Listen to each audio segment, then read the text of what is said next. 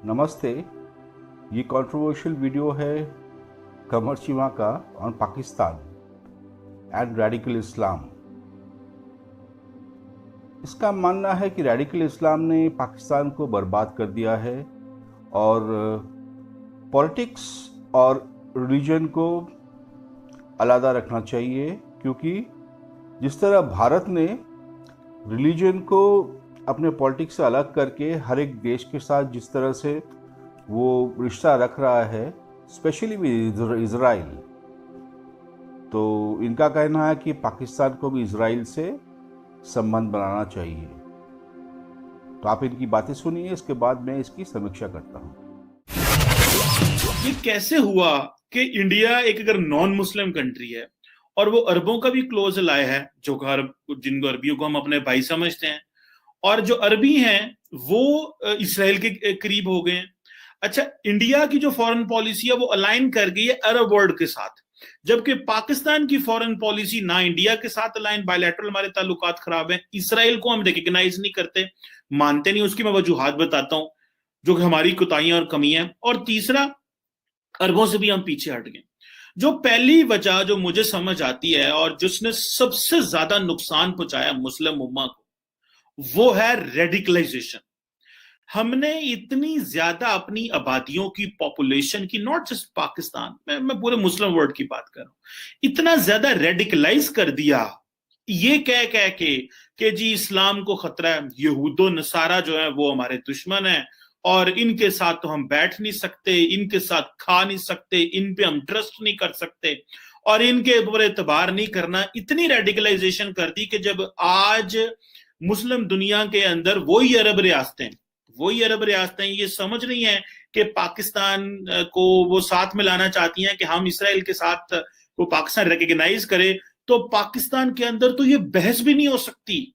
हमने इतनी ज्यादा रेडिकलाइजेशन कर दी अपने फॉरेन पॉलिसी डिस्कोर्स की और मजहब का इतना ज्यादा इस्तेमाल कर लिया नेशनल सिक्योरिटी में और फॉरेन पॉलिसी में कि आज अगर बात भी करेंगे तो गवर्नमेंट अनपॉपुलर हो जाएगी, सड़कों पे एहतजाज होंगे। और इमरान खान कह रहे हैं कि मैं इसराइल को रिकग्नाइज नहीं कर रहा, फिर भी दाएं बाजू की मजहबी जमातें पाकिस्तान में कह रही हैं नहीं ये रिकग्नाइज कर देगा, ये झूठ बोल रहा है, ये झूठ बोल रहा है। So that is the level of radicalisation हमारे यहाँ पे। मुस्लिम उम्मा में ये था कि वहां पे टर्की तो बड़ा फ्रेश है, उन्होंने तो ताल्लुकात रखे हुए हैं, अरब वर्ल्ड अपने ताल्लुकात रिवाइज कर रही है और वो हमें सऊदी अरब ने भी कहा है, यूएई ने भी कहा है, लेकिन हम उनकी सुनते नहीं है क्योंकि हमें यहाँ पे डेमोक्रेसी है जैसी भी है, लेकिन द इकोनॉमिस्ट के मुताबिक तो पाकिस्तान में हाइब्रिड डेमोक्रेसी है, तो हम तो नहीं कर सके। और फिर हम कहते रहे जी इस्लाम खतरे में। इस चीज ने पकड़ के हमें इस्लाम खतरे में है और रेडिकलाइजेशन कर करके ये इसराइल। और एक और बात जो बड़ी अहम, हमारे यहाँ जमात इस्लामी के एक बड़े सीनियर प्रोफेसर है, प्रोफेसर खुर्शीद, उनका मैं एक दफा पढ़ रहा था, उन्होंने कहा था पाकिस्तान को अपनी डिफेंस पॉलिसी में जो है वो पाकिस्तान को अपनी डिफेंस पॉलिसी में इसराइल को भी शामिल करना चाहिए। और मजे की बात यह है कि मैं इंडिया के ऊपर आना चाहता हूं क्योंकि इंडिया ने जिस तरह टर्न अराउंड किया और जिस तरह वो स्ट्रेटेजिकली इसराइल के साथ अलाइन कर गए हैं, पाकिस्तान को तो शायद बहुत तेजी से अपनी पॉलिसी को बदलना पड़ेगा। फिर कॉन्स्पिरेसी थेरीज हम सारा टाइम एस्टैब्लिश करते रहते हैं मगरब के बारे में, ये यहूदों ने सारा है, ये हमारे दोस्त नहीं हो सकते, और हम वहां से एड भी ले लेते हैं, ट्रेड भी कर लेते हैं, उनके साथ बिजनेस भी कर लेते हैं, वहां जाके पढ़ भी लेते हैं, वहां स्कॉलरशिप भी ले लेते हैं, सारा कुछ कर लेते हैं, लेकिन उनको इतना यहूदों ने सारा ईसाई दुनिया और काफर काफर कह के और काफरों के साथ नहीं हो सकता। आज काफर कहाँ चले गए और हम मुसलमान कहाँ रह गए? मतलब this is the point two ponder, ये सोचने की है। और आज जब बात करनी पड़ती है कि आए जी बात करें, कि यूएई कहता है जी कि हमें सऊदी अरब कहता हो बात करो इसराइल के ऊपर, तो हमारे से तो बात हो ही नहीं पाती। पाकिस्तान का मैं देख रहा था, बहुत सारे लोग जो हैं पाकिस्तान के, जो डिप्लोमेटिक कम्युनिटी के लोग हैं, वो बहुत चाहते हैं कि चीजें बेहतर हो। पाकिस्तान के कुछ मीडिया के लोग भी हैं, वो ये चाहते हैं कि चीजें बेहतर हो, लेकिन ये बेहतर हो रही नहीं। बल्कि जो पाकिस्तान के जो पहले फॉरेन मिनिस्टर थे सर जफरुल्लाह खान, वो भी अहमदी थे, लेकिन अनफॉर्चुनेटली उनके साथ भी बहुत बुरा किया। पॉपुलेशन है जो कि माइनॉरिटी है, लेकिन शिया पॉपुलेशन है। अगर मैं if I am not wrong 15 से 20% के करीब पाकिस्तान में शिया हैं, जो कि ऑलमोस्ट कुछ 4-5 करोड़ के करीब लोग बनते हैं। That's a big number in Pakistan. वो समझते हैं कि ये ना हो कि ये कहीं ईरान के खाते में चला जाए और लोग यहाँ पे एंटी जो रियाद है वो नारे लगने शुरू हो जाए। और जो है वो और अगर सऊदी अरब इसराइल को रिकग्नाइज कर लेगा तो सऊदी अरब जो है वो मुस्लिम उम्मा में उस एक्सपोज हो जाएगा। सो हालात तो खराब थे, अभी भी खराब हैं। और पाकिस्तान चाह रहा है कि हम बैलेंसिंग एक्ट करें, हम टर्की को भी खुश करना चाहते हैं, सऊदी अरब को भी, अरब्स को और टर्की को हम खुश करना चाहते हैं, और साथ ईरान को भी खुश करना चाहते हैं, जो कि हम किसी हद तक, बहुत हद तक बेहतर हो चुके हैं। ये मैं आपको किसी दिन फिर बताऊंगा, टॉपिक से हट जाऊंगा। लेकिन जो इंपॉर्टेंट चीज है वो समझने की ये है कि जो इंडिया किस तरह करीब आया, इंडिया ने वो क्या किया। देखिए, इंडिया के जो ताल्लुकात हैं इसराइल के साथ, वो तो 1950 में उन्होंने जो है वो रिकग्नाइज कर लिया था, लेकिन 1992 में 1992 में फुल डिप्लोमेटिक रिलेशंस जो थे वो स्टैब्लिश हो गए। और उसके बाद फिर प्राइम सिग्निफिकेंस हुई सारे रिलेशनशिप की, वो नरेंद्र मोदी का जो ट्रिप था 2017 में हुआ, वो था। अभी मैं अगर बात करूं तो इंडिया मिलिटरली बहुत करीब हो चुका है इसराइल के, और जो इसराइल की एरोस्पेस इंडस्ट्री है उसने बड़े जॉइंट प्रोजेक्ट्स किए हैं इंडियन एरोस्पेस के जो अदारे हैं उनके साथ। इसी तरह जो इंडिया है वो बहुत ज्यादा उन्होंने इक्विपमेंट खरीदा है। और जैसे मैंने पहले बताया कि इंडियन एरोस्पेस इंडस्ट्री और इंडियन स्टेट ओन्ड जो defence research and development organisation है, DRDO उसे बोलते हैं, उन्होंने काफी कोलैबोरेशन की है एयर टू एयर जो मिसाइल सिस्टम है इंडियन आर्मी को देने के लिए 2015 में। और इसी तरह जो गवर्नमेंट ऑफ इंडिया है उन्होंने कुछ ड्रोन्स भी स्पेशली उनसे खरीदे हैं। इसके बाद अगर देखूं तो जो इंडियन नेवी है वो इसराइली की नेवी के करीब हुई है, और उन्होंने एक integrated under water harbour defence and surveillance system भी स्टैब्लिश किया है 2017 में।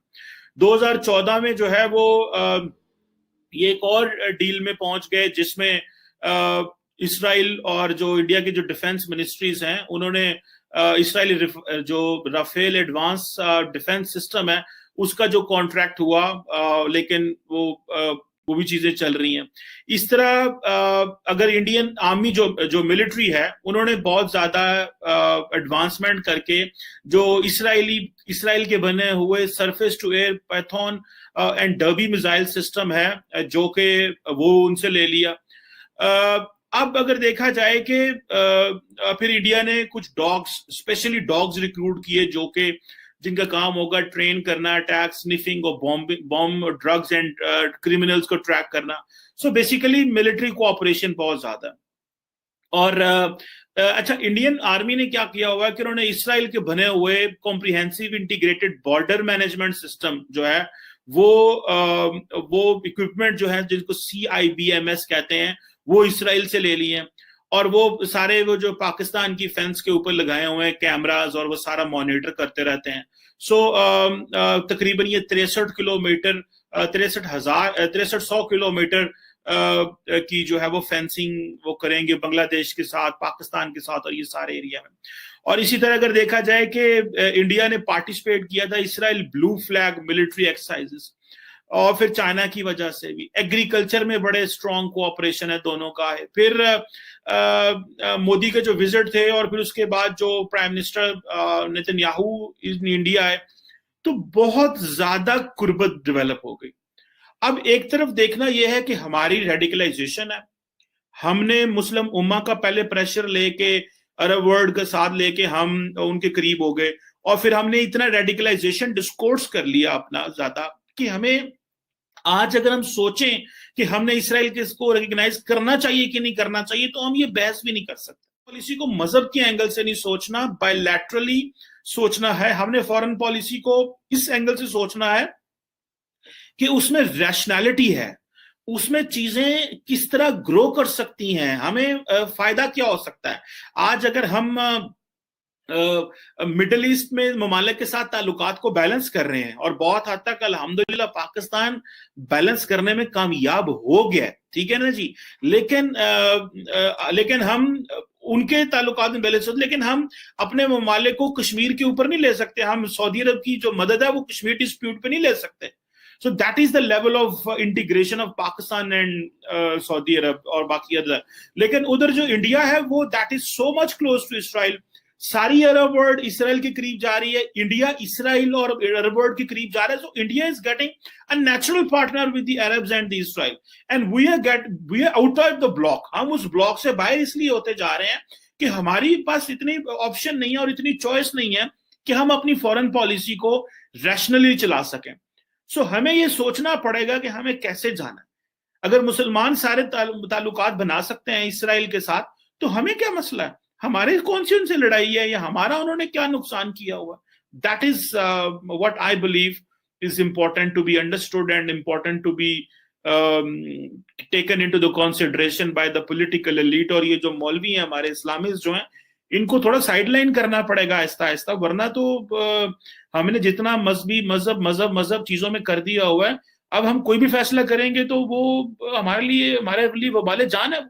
So we have to be very rational, pragmatic in making decisions which are close to the national security and the national interest. इस army के spokes person, मतलब आप देखिए कमर चीमा चाहे अभी कितना भी अच्छी तरह वो बोले, वो आर्मी का ही एक you can say mouthpiece है। तो he is a part of the propaganda machinery that the ISI has created. So now they are realizing that they have to come out of the चक्रव्यूह जो उन्होंने खुद अपने लिए बोया है, that is radicalization of their country, especially their youth and the uneducated और जो भी tribal areas में रहते हैं। तो that has eaten up their complete society। और अब अगर वो कुछ भी करना चाहे, specially if they want to maintain ties with Israel, because अगर उनको टेक्नोलॉजी चाहिए थे, वो जिस तरह का वो रेडिकल व्यू इस्लाम का रखते हैं वर्ल्ड में, उस तरह से तो उनके साथ कोई भी संबंध नहीं बनाना चाहेगा। Even countries like your Saudi Arabia, UAE, Qatar, they keep distance from this lunatics, जो